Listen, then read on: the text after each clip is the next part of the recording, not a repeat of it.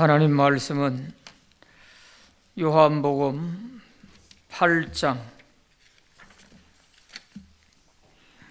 1절부터 20절까지 교독하십니다.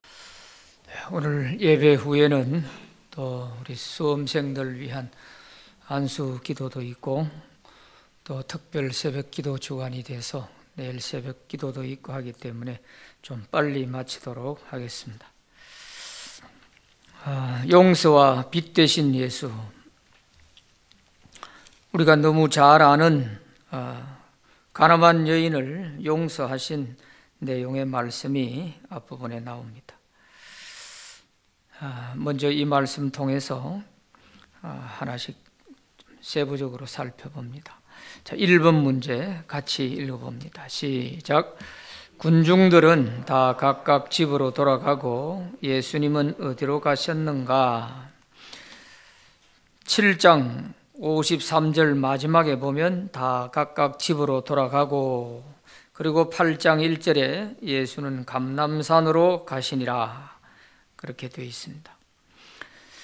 예수님은 감람산으로 가셨다 그랬어요. 예수님은 이 감람산에 자주 가셨어요. 혼자 가셔서 또 쉬기도 하시고 기도도 하시고, 또 때로는 제자들과 이곳에서 자주 모이시기도 하시고 한 그런 곳이 감람산입니다. 마지막에는 겟세마네 기도, 그 감람산 겟세마네 기도가 바로 이곳에서 있었던 것이죠. 자, 누가복음 21장 37절을 한번 찾아봅니다. 예수께서 낮에는 성전에서 가르치시고 밤에는 나가 감람원이라 하는 산에서 쉬시니, 그랬어요. 감람산, 감람원 이런 표현이 되어 있는데 똑같은 말입니다. 그 산 자체가 감람나무가 많이 있었기 때문에 감람산이라고 하고, 또 감람원이라는 말은 거기에 올리브 밭이 있기 때문에 그래서 감람원이라 이렇게 표현하기도 하고 이랬던 것이죠. 그런데 예수님은 낮에는 성전에서 가르치시고 밤에는 이 감람원, 감람산에 가셔서 거기에서 쉬시기도 하고 기도도 하시고 그렇게 하신 거예요. 바로 이 예루살렘 성전과 이 감람산은 그 계곡 하나 건너면 감람산이고, 계곡 하나 이쪽으로 건너면 예루살렘 성전이고, 그렇게 되어 있습니다. 그래서 가까운 거리죠. 자, 누가복음 22장 39절에도 한번 봅니다. 예수께서 나가사 습관을 따라 감람산에 가시며 제자들도 따라갔더니, 그랬어요. 습관을 따라 감람산에 가셨다. 제자들도 함께 갔다. 이걸 보면 얼마나 이 감람산에 자주 가셨는가 하는 것을 알 수가 있죠. 정기적으로 거의 예루살렘에 머물 때에는 거의 여기에 매일같이 가다시피 하신 곳인 것 같아요. 요한복음 18장 2절에도 한번 봅니다. 그곳은 가끔 예수께서 제자들과 모이시는 곳이므로 예수를 파는 유다도 그곳을 알더라, 이렇게 되어 있습니다. 가끔 제자들과 이곳에 모여서 기도도 하고 언언도 하시고 아마 그렇게 하셨던 것 같아요. 자, 이렇게 이 감람산은 예수님께서 아주 친숙하게 찾으셨던 그런 곳입니다. 그런데 그 앞에 7장 53절에 보면은 다 각각 집으로 돌아가고 예수는 감람산으로 가셨다. 자, 이거 보시면 어떤 생각이 드십니까? 예수님 앞에 몰려와서 말씀을 듣던, 그 성전에서 말씀을 듣던 많은 군중들, 그 군중들은 날이 저무니까 이제 다 각각 자기 집으로 돌아갔습니다. 그런데 예수님은 감람산으로 혼자 가시는 거예요. 감람산으로. 자, 이게 어떤 장면이 연상이 되세요? 사람이 날이 저물어 해가 지면 다 자기 집으로 돌아가야 되잖아요. 예수님은 집이 없는 것도 아니죠. 나사렛에 집이 있죠. 그럼에도 불구하고 나사렛까지는 너무 먼 거리입니다. 그런데 또 설령 잠을 잘랐고 한다면은 예루살렘 안에 있는 제 아들의 집으로 가시든지, 또 예루살렘에서 좀 더 가까운 베다니 마리아 마르다 집으로 가시든지 하셔도 될 텐데, 예수님은 그리 가지 않으시고 감람산으로 가셨다. 감람산으로.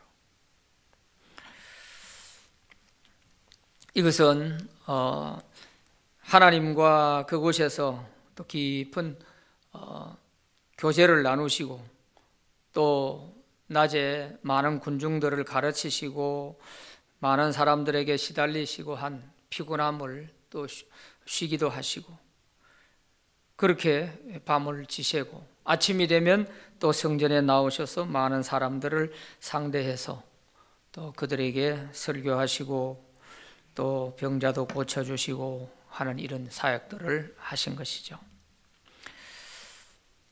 예수님께서 주무실 것 같았으면 얼마든지 주무실 곳으로 가실 곳이 있었을 것입니다. 그러나 다음 날에 예수님이 하실 사역을 위해서는 그날 밤에 두 다리 뻗고 가서 잠을 자고 그렇게 할 수가 없었던 거죠. 다음 날의 사역을 위해서는 감람산에서 하나님께 기도하며 준비하고 또 하나님의 지시를 받고 하는 그런 작업이 있어야 그 다음 날 사역이 제대로 이루어진 거예요. 우리는 예수님이 행하신 기적의 사건만 보면은 예수님은 원래 대단하신 분이니까, 또 하나님의 아들이시니까 얼마든지 이런 능력을 행하시는 것이지, 이렇게 쉽게 생각하고 넘어가 버립니다. 절대 그렇지 않습니다. 항상 기적의 사건이나 하나님의 놀라운 그런 이적의 사건들이 있기 그 전날 예수님이 뭘 하셨는가 살펴보면 반드시 예수님은 하나님께 기도하시는 거예요. 기도.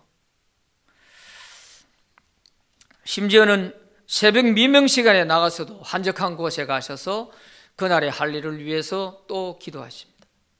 이렇게 기도로 준비되어서 그런 일이 일어나는 것이지, 그냥 자다가 벌떡 일어나가지고 기적 행하신 그런 적이 없어요. 그래서 우리가 이 말씀을 보면서 하나님의 아들이신 예수님도 이렇게 철저하게 준비하고 내일을 위한 이런 준비가 있었구나 하는 것을 알 수가 있죠.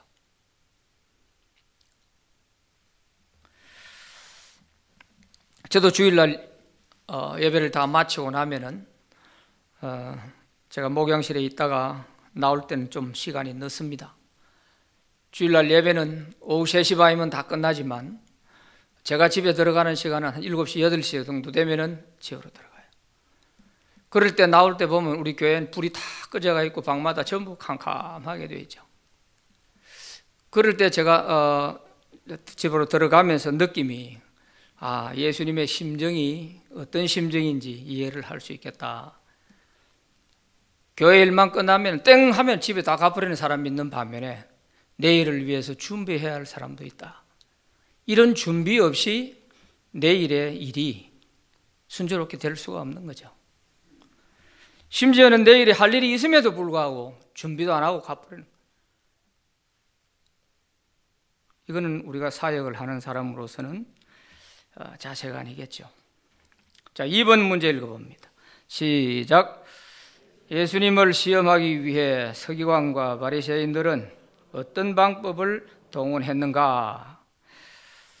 가나마다 현장에서 잡힌 여인 한 사람을 끌고 와서 가운데 세워놓고 모세의 율법에는 이들을 돌로 쳐 죽여라고 되어 있는데 선생은 어떻게 말씀하시겠습니까? 하고 서기관 바리새인들이 예수님께 물었습니다. 이것은 시험하기 위해서예요. 시험하기 위해서. 6절 말씀에 보면은 그들이 이렇게 말함은 고발할 조건을 얻고자 하여 예수를 시험함이라 그래서요. 예수님이 어떻게 대답하는지 한번 보자 하고 이러지도 못하고 저러지도 못하고 어떤 말을 하더라도 시험에 걸릴 수밖에 없는 그런 질문을 한 것입니다.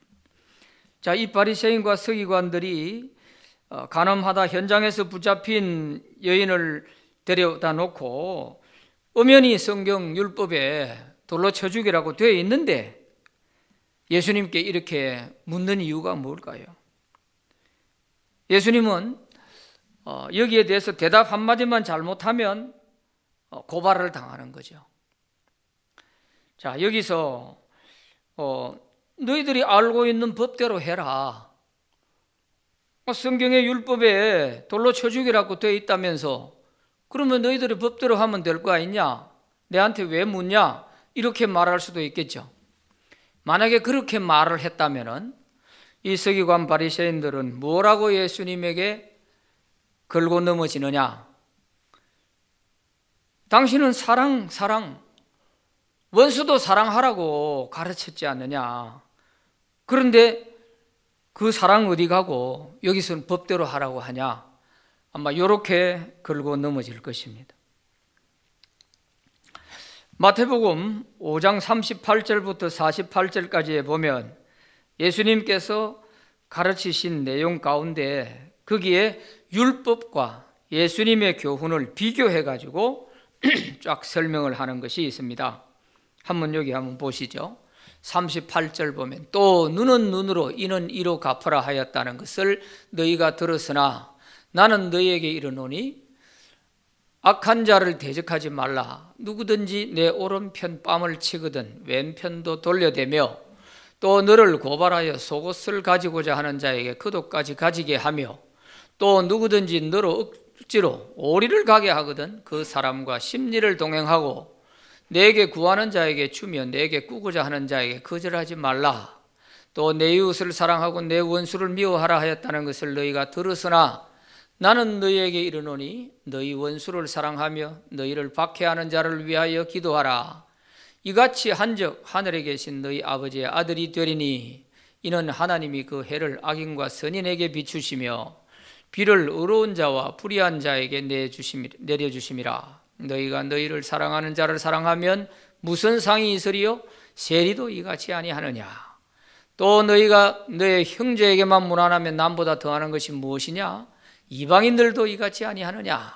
그러므로 하늘에 계신 너희 아버지의 온전하신 것 같이 너희도 온전하라. 이렇게 가르치셨어요.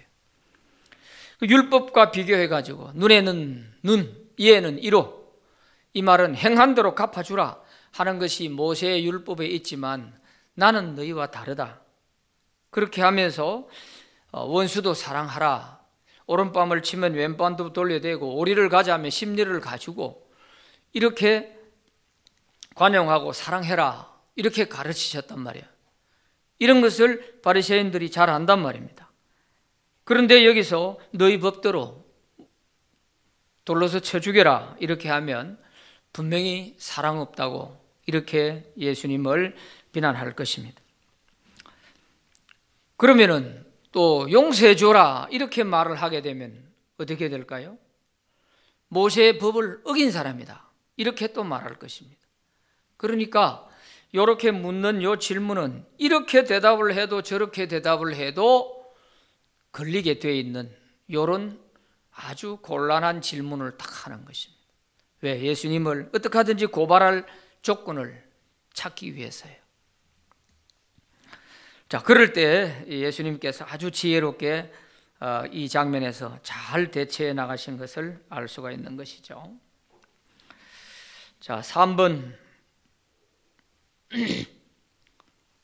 거기 그 성경 구절 나와 있는 말씀은요. 레위기 20장 10절, 신명기 22장 22절, 24절 여기에 말씀들은 전부 간음하다 잡힌 사람들에 대해서는 돌로 쳐 죽여라 하는 그런 내용의 말씀입니다. 자, 3번 문제 읽어봅니다. 시작.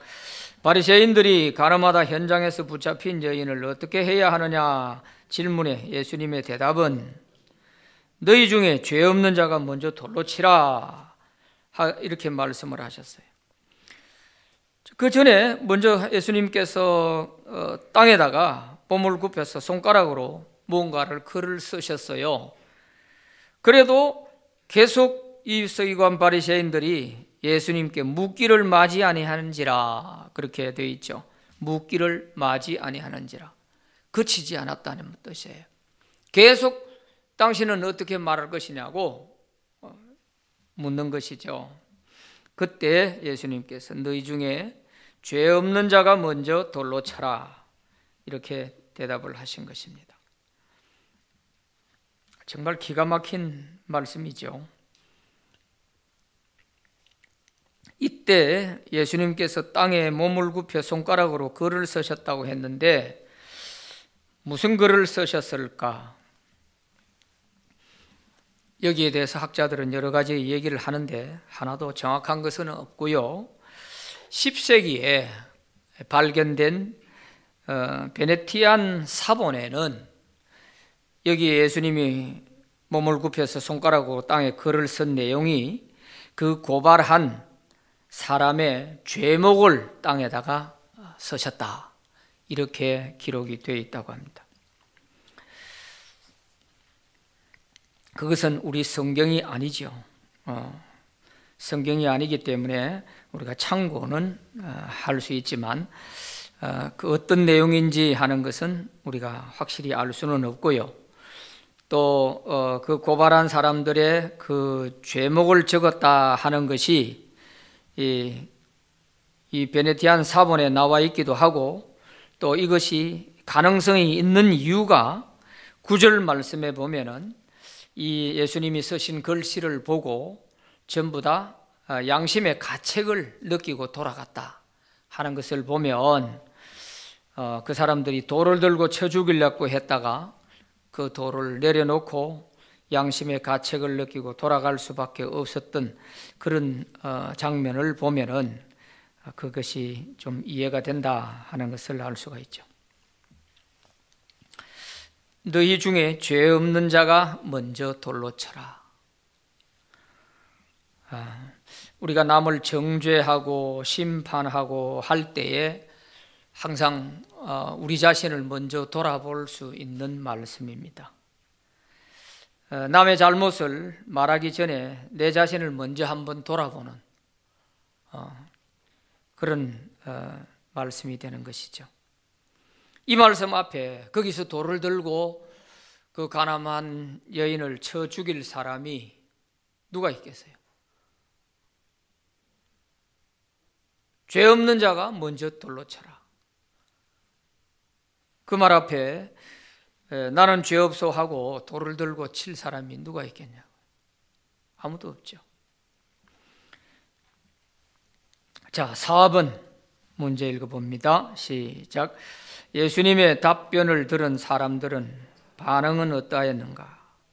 9절 말씀에 보면 이 말씀을 듣고 양심의 가책을 느껴 어른으로부터 젊은이까지 하나씩 다 돌아갔다 그랬어요.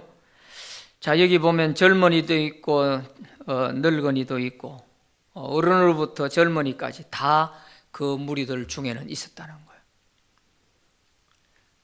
그래서 현장에서 가늠하다 잡혀 끌려왔으니 여기에는 뭐 변명의 여지가 없는 겁니다. 그래서 유대인의 법대로 할 것 같으면 모두가 다 돌을 들고 쳐 죽여야 되는 거죠. 그런 상황에서 예수님의 이 말씀 한마디로 그들이 다 양심의 가책을 받고 돌아갔어요.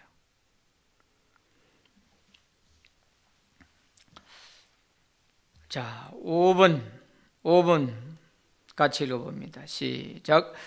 예수님은 그 여인에게 무슨 말씀을 하셨는가? 11절 말씀에 보면 10절 11절을 같이 보면 예수께서 일어나사 여자 외에 아무도 없는 것을 보시고 이르시되 여자여 너를 고발하던 그들이 어디 있느냐? 너를 정죄한 자가 없느냐? 대답하되 주여 없나이다. 예수께서 이르시되 나도 너를 정죄하지 아니하노니 가서 다시는 죄를 범하지 말라 하시니라. 그렇게 말씀하십니다. 나도 너를 정죄하지 아니하노니 가서 다시는 죄를 범하지 말라. 예수님께서 이 간음한 여인을 용서해 주되 조건이 붙어 있습니다. 다시는 죄를 범하지 말라 하는 것입니다. 이것은 용서받은 자에게 주어진 책임입니다.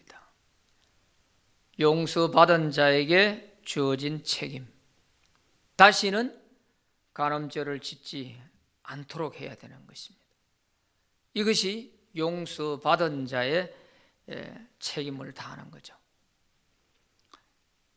하나님이 우리를 용서하시는 것도 또 죄 지으라고 용서해 주는 게 아니지 않습니까? 이제는 그런 짓 하지 마라. 이제는 두 번 다시 그런 죄를 짓지 마라. 그리고 용서를 해 주시는 거란 말이죠. 그래서 이러한 하나님의 용서를 악용해 가지고 언제든지 내가 가서 회개하면 하나님은 용서해 주시는데 뭐 그런 마음 먹고 계속 똑같은 죄를 또 짓고 또 교회 가서는 주님 잘못했습니다. 용서해 주세요. 이런 번씩 7번이라도 회개하면 용서해 주신다고 하셨으니 이런 생각을 가지고 계속 악용을 한다면 그것은 자기 착각 속에서 큰 형벌을 면할 수가 없습니다. 그것은 용서받을 수 있는 자격도 없는 사람이 되어버리는 거예요. 그래서 나도 너를 정죄하지 아니한다. 대신 너는 다시는 죄를 범하지 마라 그랬어요. 에베소서 4장 22절에서 24절 말씀을 봅시다. 시작. 너희는 유혹의 욕심을 따라 썩어져가는 구습을 따르는 옛사람을 벗어버리고 오직 너희의 심령이 새롭게 되어 하나님을 따라 의와 진리의 거룩함으로 지으심을 받은 새 사람을 입으라. 에베소서가 1장, 2장, 3장까지는 그리스도 안에서 우리 모든 죄를 어떻게 용서받았는가 하는 내용을 말씀하고 4장부터 시작해서 4장, 5장, 6장은 용서받은 자로서 어떻게 살 것인가 하는 것에 대한 말씀이에요. 그래서 에베소서 4장 여기에 22절부터의 말씀은 용서받은 자로서는 다시는 죄를 짓지 말고 의의 옷을 입고 이제 살아가야 된다 하는 말씀을 하고 있는 것이죠. 예수님은 이 요한복음에서 오늘 여기 간음한 여인만 이렇게 말씀하신 것이 아닙니다. 다른 복음서에 나오지 않는데 요한복음에서만 반드시 용서받은 자는 다시 죄를 범치 않도록 이렇게 경고한 말씀이 이미 앞에서 우리가 본 바대로 요한복음 5장 14절에도 베데스다 연못가에 있던 38년 동안 중병을 앓고 있던 사람이 예수님이 고쳐주셨잖아요. 고쳐주시고 나서 얼마 후에 성전에서 그 사람을 다시 만났어요. 그때 예수님께서 하신 말씀이 네가 나았으니 더 심한 것이 생기지 않도록 다시는 죄를 범하지 말라 하고 경고하셨어요. 경고. 그래서 용서받은 자는 반드시 이 책임을 항상 잊지 말아야 돼요. 38년 동안 지긋지긋하게 지병을 앓던 사람이 예수님에 의해서 그 죄를 용서받고 병이 나았어요. 그렇으면 두 번 다시 이제 그런 죄를 지으면 안 되겠죠. 이 사람에게 이렇게 말하는 것은 그 사람이 38년 동안 이 병을 앓게 된 이유가 죄 때문이었다 하는 것이 전제된 말씀 아닙니까? 그러니까 너 다시 또 그 병 고생 안 하려면 죄 짓지 마라 그 말 아니에요. 그래서 용서받은 자에게는 항상 용서받는 그 이상의 우리가 다시는 죄를 짓지 않겠다고 하는 이 결단과 또 이 의무를 다 할 수 있어야 된다 하는 것입니다. 그게 진정한 용서고 또 진정한 자유함을 얻는 것이죠. 자, 6번 다 같이 읽어봅니다. 시작. 남편이나 아내의 간음 사실을 알게 되었을 때에 당신은 어떻게 하겠는가? 이게 성경에 나오는 하나의 사건이 아니고 이게 내 현실 속에 일어나는 사건이라면 나는 어떻게 하겠는가? 이게 오늘 가나마다 현장에 붙잡힌 여인을 데려다 놓고 예수님께서 어떻게 하셨느냐, 우리가 어떤 그런 방법을 배우고 유명한 그런 말을 배우고자 하는 것이 아니죠. 이런 사건이 내 현실 속에 일어난다면 나는 어떻게 하겠는가? 이게 중요한 것입니다. 만약에 남편이 아내 몰래 숨겨놓은 그런 내연녀가 있다든지 또 아내가 남편 몰래 숨겨놓은 내연남이 있다든지 이런 사실이 뒤늦게 알게 되어졌을 때 나는 어떻게 하겠는가? 그겁니다. 이것 때문에 이혼하는 가정들이 얼마나 많아요. 그럴 줄 몰랐다. 이래서 이것 때문에 싸우고 죽이고 살리고 그러다가 이혼하고 이런 가정들이 얼마나 많냐 말이죠. 그럴 때 우리는 어떻게 할 것이냐. 여기에 대한 답을 우리가 분명하게 내릴 수 있어야 됩니다. 오늘 이 말씀이 답을 내릴 수가 있어야 되겠어요. 오늘 이 예수님의 그 대처하는 말씀을 볼 것 같으면 정말 다시는 이런 짓을 안 한다면은 용서해 줘야 되겠죠. 용서해 줘야 될 거 아니겠어요? 과연 용서해 줄 수 있겠는가? 내가 다시는 안 그러겠다 이렇게 말을 하는데도 그 말이 안 믿어지는 거 어떡해? 내가 이제는 네 말은 저녁에서 떡 해준데도 못 믿겠다. 여기서 끝내자. 이러는 사람들이 부지기수죠. 그래서 우리 믿는 사람으로서는 이것이 내 현실의 문제가 됐을 때 나는 어떻게 할 것이다 하는 하나님 앞에서의 답을 가지고 있어야 할 것입니다. 자, 7번 시작. 세상의 빛 대신 예수님을 따르는 자는 어떻게 되는가? 12절부터 20절까지의 말씀은 예수님은 세상의 빛이다 그렇게 말씀을 하시고 이 빛 대신 예수님을 따를 때 어떻게 되는가? 12절 말씀에 거기 보면 예수께서 또 말씀하여 이르시되 나는 세상의 빛이니 나를 따르는 자는 어둠에 다니지 아니하고 생명의 빛을 얻으리라 그랬습니다. 나는 세상의 빛이다. 나를 따르는 자는 어둠에 다니지 아니하고, 이 어둠에 다니지 아니하고 하는 말은 죄악된 생활을 하지 아니하고 하는 말과 같습니다. 예수님이 세상의 빛이라는 말도 우리가 막 태양빛이 비치듯이 어떤 빛이 비치어서 내가 빛이다 그런 뜻이 아니고요. 세상의 어두운 죄악을 밝혀주는 그런 세상의 빛의 역할을 하신다는 뜻이죠. 그렇기 때문에 여기서 어둠에 다니지 아니한다는 말은 예수님을 믿고 따르는 사람은 죄악된 생활을 하지 않는다 그런 말씀이에요. 그럴 때 생명의 빛을 얻게 된다는 거예요. 여기에 생명의 빛은 바로 구원을 말합니다. 구원을 얻게 된다 하는 것입니다. 예수만 믿는다고 교회만 왔다 갔다 한다고 다 구원받는 것이 아니라 정말 예수를 믿는다면 어둠에 다니지 않는 거예요. 죄악된 생활에서 우리가 벗어나야 하는 것입니다. 그럴 때 그 사람이 이 사람은 구원받은 사람이구나, 생명의 빛을 얻은 사람이구나 이렇게 볼 수 있는 것이죠.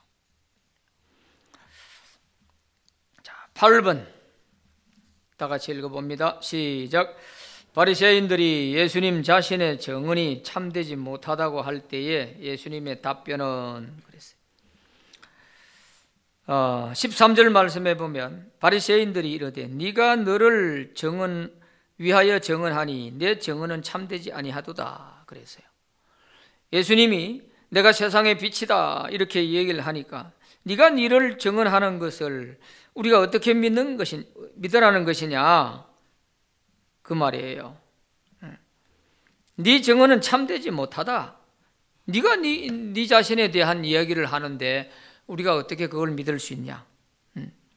이렇게 예수님의 증언을 참되지 못하다고 하는 이 바리새인들에 대해서 예수님께서 14절부터 19절까지의 그 내용이 바로 예수님께서 자기 자신에 대해서 증언을 하는 내용입니다. 너희들 율법에 뭐라고 되어 있느냐? 너희들 율법에 증언에 대해서는 두세 사람의 증언이 있으면 그 증언은 법적으로 인정이 되는 거 아니냐? 그러면서 내가 나를 증언하고 또 하나님 아버지가 나를 증언해 주는데 왜 내 증언이 참되지 못하냐? 너희 율법에도 두 사람 이상이 증언자가 있으면 된다고 하는 것 아니냐? 이렇게 지금 증언을 하는 거예요. 이제 그 부수적인 내용으로서 예수님이 나는 내가 어디서 오며 어디로 가는 것을 너희가 모른다. 그런 얘기를 하는데 이 14절의 그 말은 지금 이 서기관 바리새인들 군중들 이런 사람들이 예수님에 대해서 근본적으로 이해를 못하는 것이 예수님이 하나님으로부터 오셨다고 하는 이 사실에 대해서 믿지를 못하는 거예요. 그러니까 예수님이 답답한 거예요. 그래서 나는 내가 어디서 오며 어디로 가는 것을 나는 알지만 너희들은 그걸 모르지 않느냐 이렇게 말씀하시는 것이고, 그래서 모세의 율법을 근거하면서 17절에 보면 너희 율법에도 두 사람의 증언이 참되다 기록되었으니 내가 나를 위하여 증언하는 자가 되고 나를 보내신 아버지도 나를 증언하니 둘 이상의 증언자가 있으면 내 증언이 참된 거 아니냐. 얼마나 답답하면 이렇게까지 말씀을 하실까 그런 생각이 듭니다. 근본적으로는 예수님의 이 신성, 예수님이 하나님으로부터 오셨다고 하는 사실, 또 하나님께로 돌아가실 것이라고 하는 사실, 이 사실을 받아들이지 못하니까 그런 사람들을 앞에 놓고 예수님이 아무리 설명을 하려고 한들 그게 어떻게 이해가 되겠습니까? 그래서 19절에 보면 이에 그들이 묻되 내 아버지가 어디 있느냐? 예수께서 대답하시되 너희는 나를 알지 못하고 내 아버지도 알지 못하는도다. 나를 알았더라면 내 아버지도 알았으리라 그랬어요. 내가 나를 위하여 증언할 뿐만 아니라 내 아버지도 나를 위해 증언해 준다. 이렇게 하니까 네 아버지가 어디 있냐? 이렇게 묻는 거죠. 이러니까 참 얼마나 답답하겠어요. 얼마나. 저는 이 말씀을 보면서 이럴 때 뭐라고 대답해야 되느냐? 너희가 믿는 하나님이 내 아버지다 이렇게 해줘야 되는데 예수님은 그걸 직설적인 그런 말을 못 하시는 거예요. 너희 아버지가 어디 있느냐? 말하기 좋은 찬스가 왔지 않습니까? 이럴 때 그들을 대놓고 예수님이 바로 얘기할 수 있는 너무 좋은 찬스인 것 같은데 말이에요. 너희들이 지금까지 그렇게 믿고 있는 그 하나님이 내 아버지다 이렇게 얘기를 해야 돼요. 그래 하면 당장 하나님을 신성모독했다고 잡아가겠죠. 그래 때가 아니기 때문에 예수님은 그 얘기를 지금 이 초반기에 하지 않는 겁니다. 뒤에 가서 보면 이 요한복음에서 결국 예수님이 붙잡혀서 십자가에 돌아가시게 되는 죄목이 자기가 하나님의 아들이라고 했다는 거예요. 신성모독을 했다는 거예요. 그래서 결국 예수님이 죽게 되는 거죠.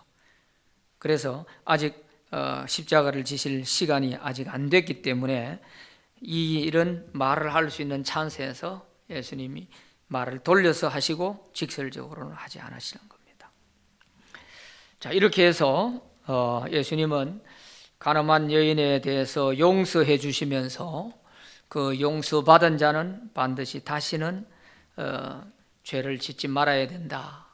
그리고 예수를 믿고 따르는 사람은 어두움에 다니지 않는다. 죄에서 벗어나야 된다 하는 그 말씀이고, 또 예수님은 자기 자신에 대한 신성을 정언하지만은 그 정언을 사람들은 받아들이지 못하고 있구나 하는 이런 사실들을 알 수가 있습니다.